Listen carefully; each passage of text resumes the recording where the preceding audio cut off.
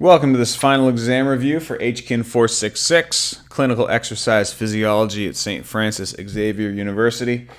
This video is meant to discuss at a very high level, very briefly, the last 3.5 sections of the course, and hopefully prepare you guys somewhat adequately for the midterm. It certainly won't be a one-stop shop for your preparation needs. You'll need to do some more reading on your own, but this should point you in the right direction, I'm hoping. The first section that we discussed in the second half of the course is that of cardiovascular disease, which is a very broad umbrella term of many diseases of the cardiovascular and cardiac system. So the most common, most prevalent of which is likely coronary heart disease, disease or blockage of the coronary arteries of the heart that can lead to heart failure or other conditions such as hypertension. Coronary heart disease certainly contributes the largest number of deaths to overall cardiovascular disease, and individuals typically will first present with acute coronary syndromes, stable or unstable angina, before progressing towards more severe complications like myocardial infarction. All of these things are included under the umbrella of cardiovascular disease, a very general, overarching term. And it seems that all of these conditions generally stem from some common starting point. That starting point is the development of atherosclerotic plaques.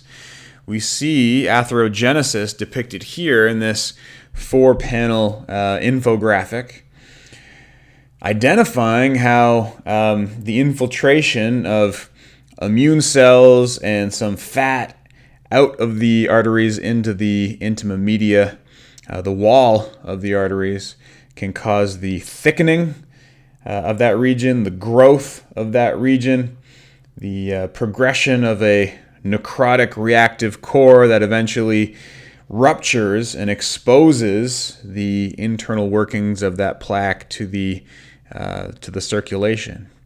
When that happens, of course, the immune system tries to protect the arterial wall, creating a scab or a thrombus to help seal up the opening.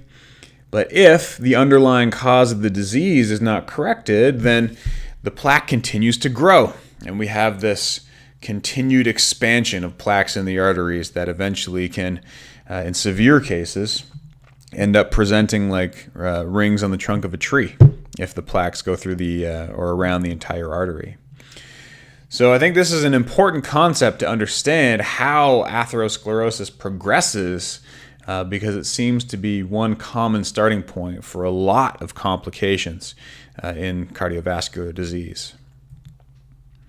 We can see cardiovascular disease, or at least atherogenesis here, depicted temporally from a normal artery on the left to a disease-ruptured artery on the right, and in relation to that progression, how non-invasive tests would typically present as well. So some inflammatory markers like C-reactive protein, we've seen in a few studies, are things that are indicative of systemic inflammation. Inflammation might be a result of or a contributor to atherosclerosis. We're not sure, but it does increase as plaques progress throughout the arterial system. And as the artery becomes more occluded, normal function is compromised. So with the obstructive atherosclerotic plaque, second from the right, generally occlusion here is around 50% of the normal artery, and this is at the point where an individual would start to experience stable angina, predictable chest pain with stress and exertion. And as this occlusion increases, so blocking off more of the artery, this plaque becomes more susceptible to rupture, and atherothrombosis occurs. The thrombosis itself can break off, travel downstream, and get lodged somewhere in a more narrow artery further afield. We generally have an idea that exercise is related to improvements in this system. Here we see that a higher volume of leisure time physical activity is generally related to improvements in atherosclerosis, that is, regressions in the thickness of the carotid intima media wall. Grouped together, all individuals that engaged in more exercise tended to experience regressions, while those that didn't or exercised less saw more progression in the arteries than their more active counterparts. So there's some association here that exercise might be beneficial. This is certainly not cause and effect, but for exercise to have an effect, we need for there to be a relationship. This needs to be present in order for there to be the possibility of exercise as a therapy. However, it doesn't seem like exercise is necessarily a direct effector of atherosclerotic plaques. In this Finnish study, although we saw an improvement in the ventilatory threshold, there was no change over 6 years in the intima media thickness between the two groups. So in both groups, the intima media it increased, meaning that the plaques were more developed, that they progressed. Here, no attenuation of the progression with exercise. And so our picture is somewhat muddled. We know that exercise reduces cardiovascular risk factors like hypertension, which would reduce shear force in the arteries and make it less likely that plaques would rupture. We know that people that exercise tend to die less frequently from cardiovascular-related diseases, but that doesn't necessarily mean that it causes the regression of atherosclerotic plaques. We do have some indication that it might be protective for those individuals with less advanced plaques. They might respond more readily to exercise. It might be able to prevent, but it certainly doesn't seem to reverse more advanced atherosclerotic lesions. But maybe atherosclerosis isn't only defined by the intima media thickness. I had mentioned this to you guys in a separate study, that arteries of the heart were still responsive, and they were more responsive in individuals that exercised, despite demonstrating no change in the extent of the plaques in those arteries. So they were more responsive to constriction and dilation. They functioned better with exercise, which might be a more important marker than simply intima media thickness. Now, we need to make sure that in those individuals that exercise, that they are advised to exercise.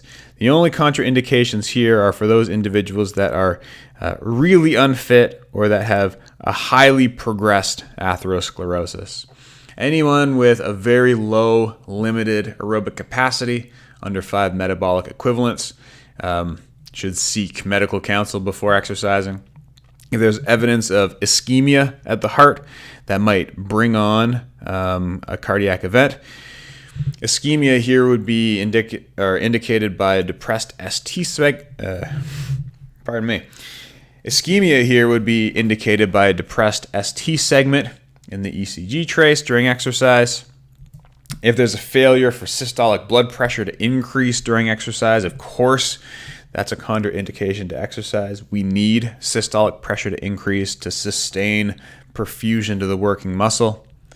And if left ventricular ejection fraction has been measured as less than a third, less than 35% of normal, or a person's been previously diagnosed with congestive heart failure, it's likely that they should seek medical supervision first and shouldn't exercise. Next, we turned our attention to cancer. Cancer and malignancy commonly used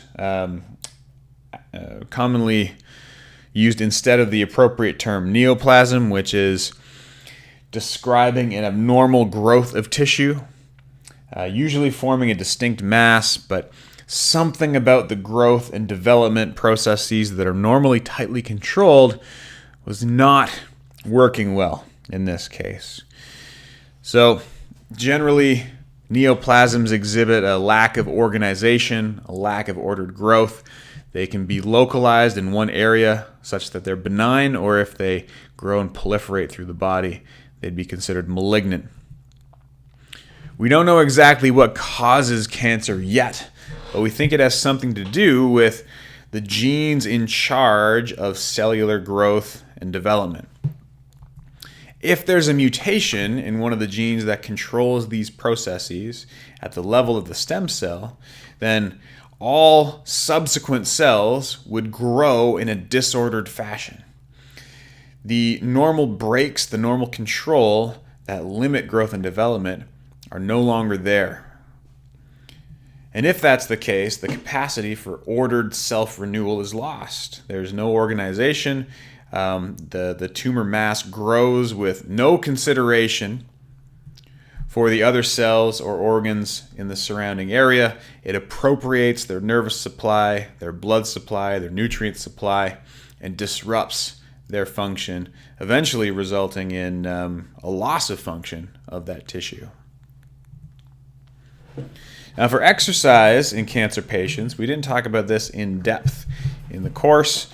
I'll justify just briefly for you that there seems to be a benefit of exercise. We certainly saw papers that showed a benefit of exercise in the cancer section. We see that across a multitude of studies, there's a general trend for improvements in some indicator related to cancer, improvements in the disease itself. So here, a meta-analysis listing some indicator from each of these studies improves if it's less than 1. 1 indicates no change. A number higher than 1 indicates the disease worsened.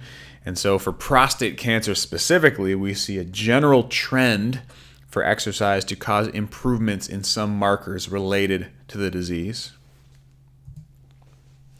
We also see a general agreement that in those best studied types of cancer, here colon and breast cancer, there's convincing overall evidence that physical activity has some association, is related somehow to improvements in the incidence and severity of cancer.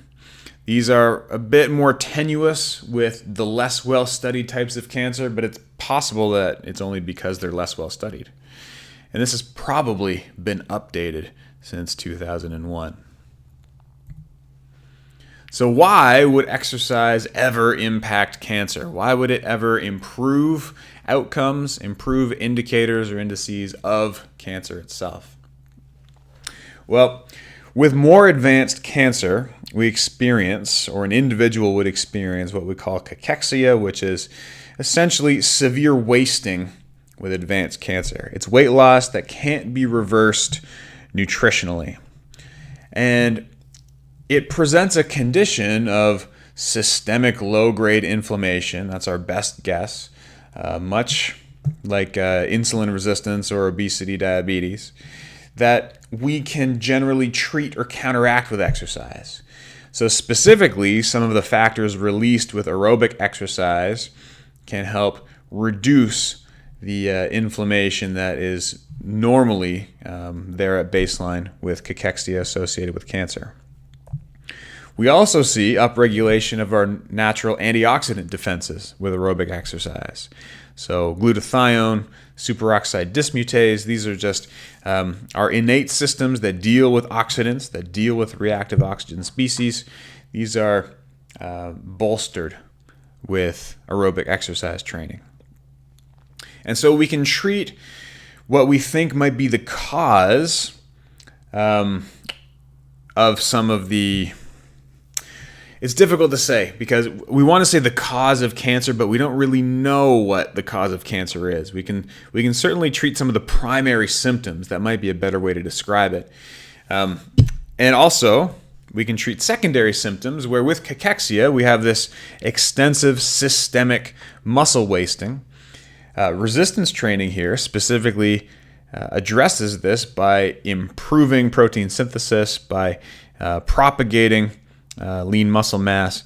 The anabolic effect of resistance exercise can certainly treat the symptom of wasting that's experienced with more advanced cancers.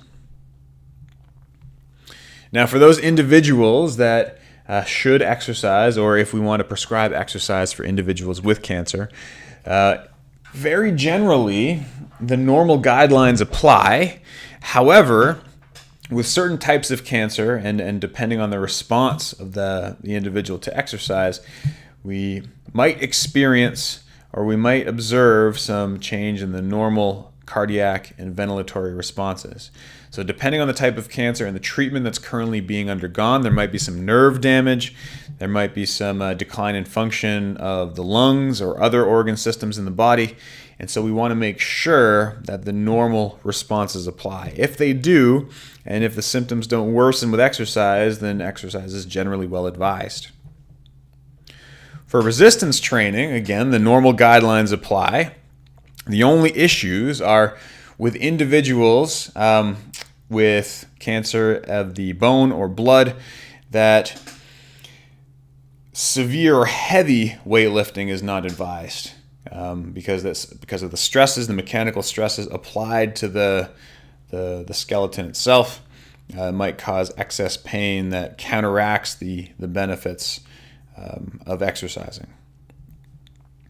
So some general issues with cancer-related exercise specifically, since it's such a systemic, multifactorial disease, we don't know exactly what causes it, we don't know how to treat it, we don't know how to cure cancer. There are a lot of surprises that can occur along the way.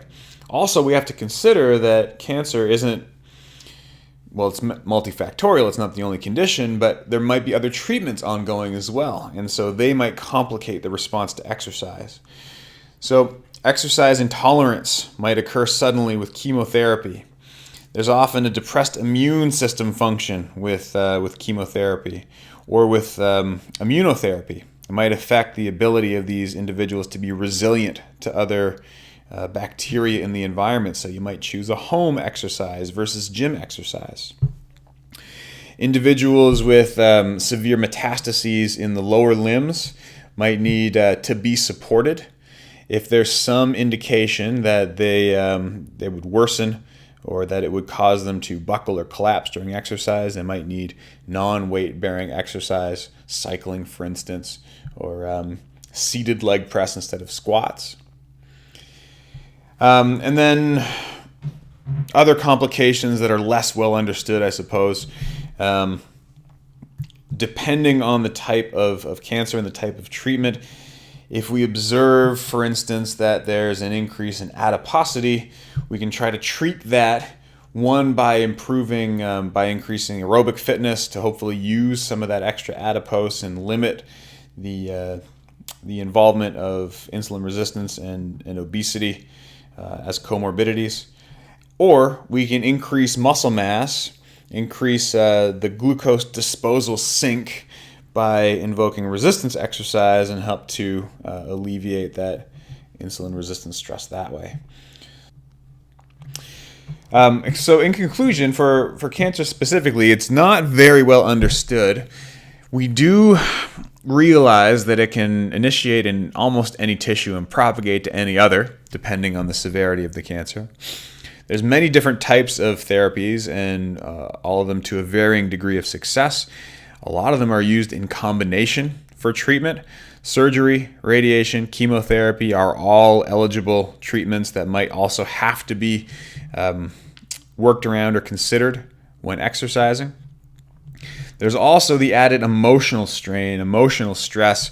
This is a catastrophic event in someone's life, and so the disease and the treatment itself brings on a lot of emotional challenges, which, as we'll talk about in a second, might themselves be improved by exercise. And overall, I think we're learning how exercise works. We're fairly certain that it does contribute either as a therapy itself or to the symptoms of cancer, but the role of exercise physiologists in treating this disease is emerging. We do know that it tends to improve disease-free survival. We know that some mechanisms are candidates. It might decrease total estrogen exposure, which is a major risk factor for the development of breast cancer. And so there are plausible, convincing mechanisms for exercise to be a convincing therapy with various types of cancer. Lastly, we turned our attention to depression, which we generally defined as some varying level of psychological distress. It can range from having just a low mood, a dysphoric mood state, to clinical depression, where I'm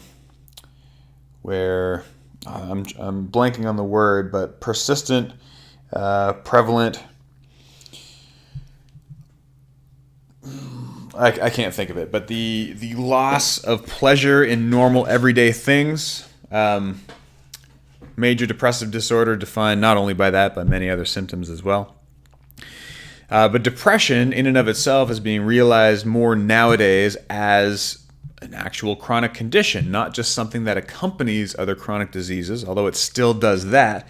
It, in and of itself, is a condition that needs to be treated. I suppose, like with a lot of these conditions in the course, we don't know the exact interaction between genetics and the environment. We don't know the exact pathophysiology that leads to the development of depression. But we do have some candidates. We think that some of the monoamine transporters or neurotransmitters are implicated in these depressive symptoms. These are typically involved in reward, and imbalances in these transmitters can certainly lead to depression, which might be considered persistent absence of feelings of reward. We also identified that there might be dysregulation of the HPA axis that can cause biological manifestation of depressive symptoms. Overall, then, these also impact the autonomic nervous system, and so we can monitor changes in heart rate variability. We see changes in platelet reactivity of the immune system, endothelial dysfunction, and so very real biological roots or inroads where depression, which is considered a mental condition, can have real tangible effects on the body and might lead to or contribute to other more serious chronic diseases as well. Now, the dysregulation of the HPA axis, the hypothalamic pituitary axis, is shown here. This is a frontal plane of the brain, and we see the paraventricular nucleus, which normally initiates the stress response. Here in depression, it might be overactive, or the stress response might be modified. You see the inputs from the hippocampus and the amygdala, which are tightly tied with the hypothalamus. The inputs might be modified because of the modified release of those monoamine neurotransmitters. Regardless, the paraventricular nucleus registers a stress response. It's modified by these subcortical regions, and then eventually elicits a negative feedback loop where the adrenal cortex shuts off the initial stress signal. So glucocorticoids are released that are meant to feed back and turn off the stress response, but in persistent depression, these high circulating levels of glucocorticoids can actually cause damage to the hippocampus and may somehow prevent or may be prevented from turning off this HPA axis. So for some reason or another, this axis is chronically stimulated. And we see the manifestation of this chronic activation in the brain. Here we have a diagram that shows an idealized situation where in the branching neurons of the cortex, in a normal situation, we have a certain number of branches, but neurons are not fully branched. Normal branching of the pyramidal neurons occurs with normal inputs that when they're altered in depression, here by persistent glucocorticoid exposure, for some reason they decrease the arborizations, decrease the branchings of these neurons in the cortex, which it's hard to say what it might do depending on the neurons and the number of branches. It might have a persistent prevalent effect in affecting mood. And we see then the opposite in a treated state. A lot of antidepressants and exercise itself, we're learning, stimulates brain-derived neurotrophic factor, which is reduced in the depressed state. And we don't know if it's a symptom or a cause of the depressed state, but it certainly parallels changes in feelings of mood. In the treated state, BDNF is upregulated, it's improved, and it's one of the factors that specifically helps to link neurons together, helps to grow and increase the arborizations in the brain. It's specifically released with exercise, and it's targeted by antidepressants. So this might be one mechanism of how exercise works to improve depressive symptoms. There's very little that goes against the normal prescription for depressed patients, except that individuals with depression might not want to exercise alone. It might be hard for them to find motivation, and so accountability and group exercise, outdoor exercise might be more advised for these individuals. They might be anxious about starting a program. They might be anxious about starting a new program, something that they don't have the skills to master necessarily. But certainly constant positive encouragement, rapport, goal setting are all activities that would help an individual stick to this type of program. Now, we saw in this section that exercise is generally effective, but not only that, there are many treatments that are successful at reducing depressive symptoms. Cognitive behavioral therapy, medications work, exercise works. Exercise specifically, repeatedly, and robustly reduces depression scores on some common questionnaires, which is fantastic news. Even though we don't fully understand the mechanisms, the net effect is what we're after, right? Even though the mechanism's unclear, it likely involves a change in release of some of those reward neurotransmitters and also neurotrophic factors like BDNF.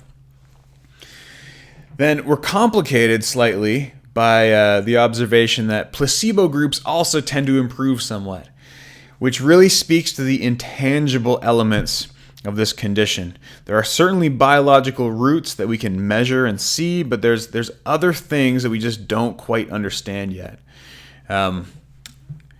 The accountability or the involvement in a study, taking ownership over your situation. In some of the cases in the control group, what might have registered a decrease in depression scores as well. But overall, really encouraging news, right, for anyone that suffers from depression. Now, I think I said lastly in that last section, but this is only half a section, so it's really lastly this time. We introduced a primer on Alzheimer's disease, which is another condition we don't fully understand, though we try to reason through it. A lot of the same players are involved here as they are in depression, which is really striking.